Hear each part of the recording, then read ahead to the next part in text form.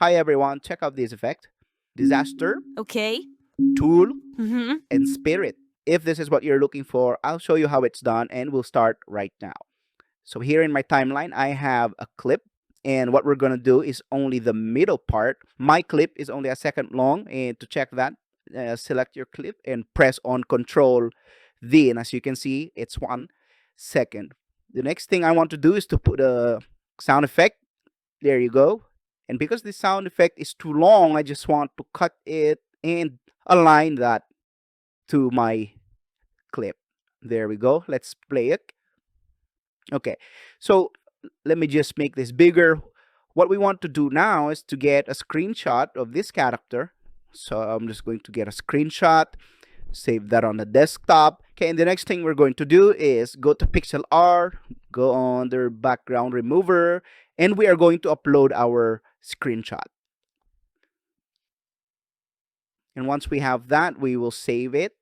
So here's the character with no background, and we are going to put that on our timeline on top of the clip. And as you can see, it is longer and it's bigger, so we'll have to make some adjustments. We're just going to pull that back, and I want to make my viewer smaller so I can see more of the clip. Now let's click this and click on transform so we can adjust the size. We want that size or that character to match what we have on the clip. Okay, I think that's about right. Okay, or we can make it a bit smaller, and that's it. Let's turn this off, and while this image is clicked, right click on it and click on open in the Fusion page. Then we'll find ourselves in the Fusion page, and as you can see, we have a media in and we have a media out.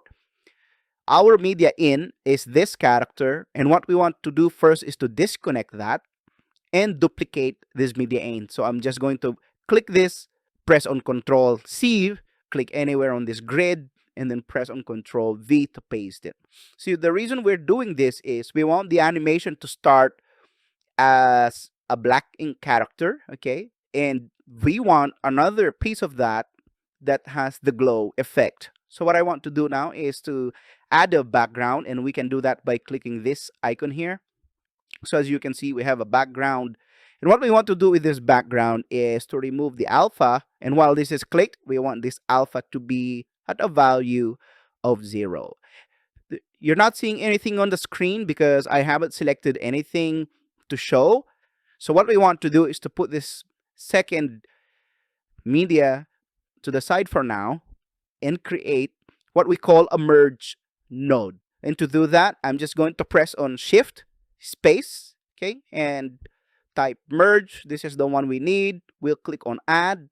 So what we want to do is to connect our background to our merge node, and then we want to connect our media in to the same merge node. Okay, let's just arrange that to make it a lot more organized. Okay, so once that's done, the next thing we need to do is to click on our media in node and connect that to our media out. Let's just arrange that a little bit. And now that the media in is selected, we want to add an edge detect node. So we'll click that, press on Shift space, look for edge detect, add that to our node, and as you can see, it automatically inserted itself between these two nodes. You also notice here that we already have an outline for our character. Okay, so the next step is to click on the edge detect node and go to the mode section, replace the RGB edges to grayscale edges. And from here, we can now choose what color we want our glow to be. So click this and you will see the color palette here. You can play around it or just type the RGB numbers. For me, this is the color that I want, so I'm gonna use these numbers: 92, 225, 230, 92, 225, 230, and there we go. I'll click on OK. And now that we have detected the edge, we now want to adjust the brightness of the edge. So you can experiment on the brightness. If we max it out to 5, I think that is too bright. So I'm gonna settle to, let's say, 4.0. Okay, you can also adjust the blur if you want. Right now it's a 0. If you max that out to 1, No, that's not the effect we want. So maybe I will settle down to 0.2. There you go. All right, the next step is to add the glow. So while the edge detect is still selected, press on Shift Space and look for soft glow. This is what we want. Click on add. It is glowing, and what we want to do here, because it's too bright, is to reduce the gain, okay, to 1. Okay, let's play around this gain slider here. You can see how it changes. What I want is just 1.0, okay, and then we will also change the glow size. So if we adjust the slider, you'll see how the glow size changes. What I want is a value of 20.0, okay. What I want to do is to add another soft glow. So while this soft glow is selected, I'll press again on Shift Space and add another soft glow. And as you can see, we have a second soft glow here, and it's brighter. So the same thing with what we've done earlier, I will adjust the gain to 1. But this time, I will adjust the glow size to, let's say, about 50. The next step now is to merge all of this together. So we want first to separate this group, okay? And what we're trying to do here is we are starting with the black and white ink or character, and then we want DaVinci to change that into a glowing one. And to do that, we need to create another merge node. So I'm going to click anywhere here, press Shift Space, and look for another merge node. We need this one, so I'm going to click on add. So now you can see we have another merge node here.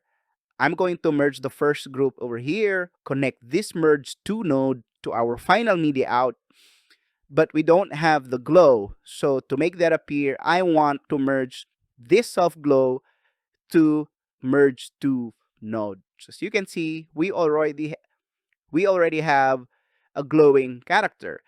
The final step is to animate this, but before we do that, we need to ask ourselves, when do we want to start the glow effect to happen?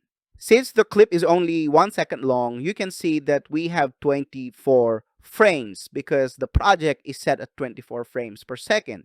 So the first thing we have to do is to turn off the glow, and we can do that by going or clicking merge to, and then we want to set the blend into 0. Okay, so now the glow is off, and our playhead is right here on the 16th frame. We want to put that back into the first frame. So we are now ready to animate. So once your playhead is at the beginning, click on this diamond here on the right side of the blend slider.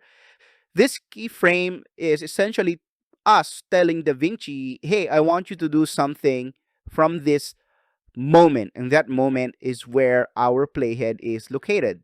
So we want the glow to happen maybe on the second frame. Okay, so we'll just click on frame number 2.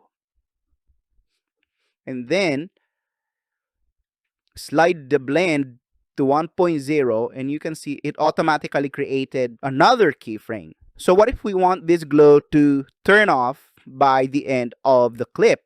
So we will move this playhead somewhere to maybe, let's say, frame 21. So I'm just going to click on frame 21, okay? If it doesn't work, just drag this red playhead, okay? And then we want to turn the blend down to 0 again. And as you can see, it also automatically created another keyframe. So now let's see it in action. I'll click on the edit button and go back to the beginning of the clip, and let's see how it goes. There you go. Let's do that again. All right, so that's how you create a glow effect for a character in the DaVinci Resolve. If you like this video, don't forget to subscribe. I'll see you again next week.